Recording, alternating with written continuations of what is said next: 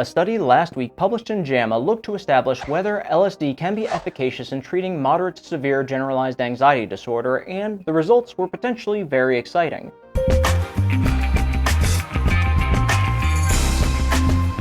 New treatments for the disorder are desperately needed as it affects approximately 10% of US adults, and about 50% of people do not adequately respond to first-line treatments, which are SSRIs, or selective serotonin reuptake inhibitors. Other medications like benzodiazepines are limited by abuse potential and tolerance, which make them poor choices for daily treatment. So how did we get to LSD being tried as a potential treatment? Well, the psychedelic drug was first synthesized in 1938, and since then it has had some investigations into possible uses. Recently, its use alongside psychotherapy showed promise with treating generalized anxiety disorder, with one trial showing that this combination was able to reduce anxiety levels for up to 1 year after treatment. LSD also seems to be relatively safe in terms of psychological risk, adverse effects, and chemical dependence. In this study, participants with confirmed generalized anxiety disorder were randomized into one of 5 different groups.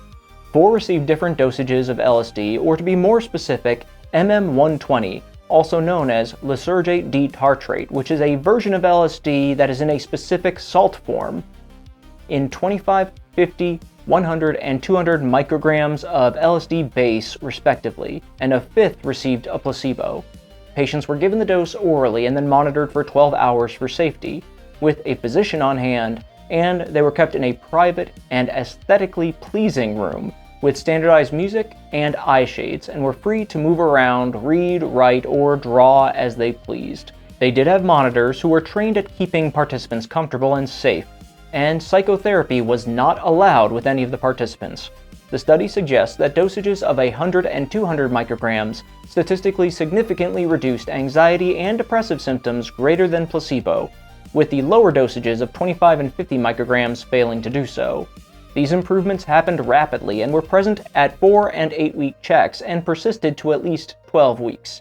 There were significant adverse effects related to treatment in all groups, but especially in the 100 and 200 microgram doses, with almost all participants experiencing some, with the most common being visual perception changes such as hallucinations in 95 and 100% of those groups respectively, followed by nausea in 40 and 60%, then headache in 35 and 28%, and oddly enough, euphoric mood in 28 and 15%, which, if you ask me, doesn't sound like too terrible of an adverse effect. Also, strangely enough, these adverse effects were also significantly found in the placebo group, which reported an over 10% rate of visual perception changes, which is kind of nuts to think about that a placebo can be strong enough to make people think they could be hallucinating. But that's exactly why treatments need to be tested against a placebo control, because the mind is a very powerful thing, and it's very easy to trick ourselves into thinking that a treatment is doing something that there is no way it could be. Now, although these rates of adverse effects are high, given that LSD is known for causing perception changes and nausea, it's not surprising that patients given high enough doses will definitely be experiencing these symptoms. The good news is that almost all of these resolved within 12 hours of treatment, and there weren't any significant adverse effects after treatment.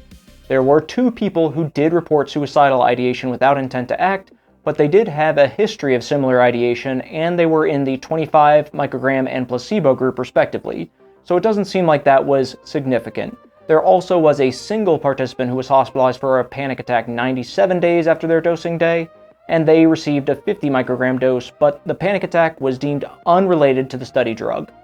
3 participants did have severe adverse effects during treatment, with 2 feeling intoxicated at 50 and 100 microgram doses, and 1 feeling significantly depressed in the 50 microgram dose group, but none were reported in the 200 or 25 microgram dose. So what does this mean for the future?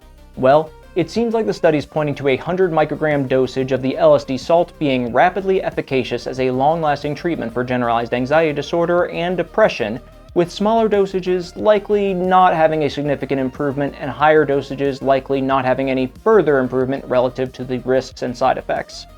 The risks and side effects do seem like they're most related to dosing, but they're well tolerated and pretty self-limited.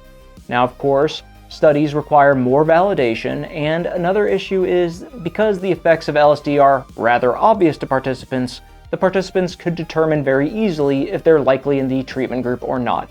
So it's going to be difficult to make a properly blinded study for the participants, which is another drawback. We'll have to see how this treatment affects the future treatment of anxiety disorders, but it's going to take time and future study before there's any chance of it becoming standard practice in the future. I'm totally psyched that you watched till the end, and if you like this video, please like and subscribe to see more. I'm Frank Ciopatini with Servetti Software, the sponsor of this video, and I'll see you in the next one. Servetti helps services run better. For a demo or free trial, email frank@servetti.com or leave a comment.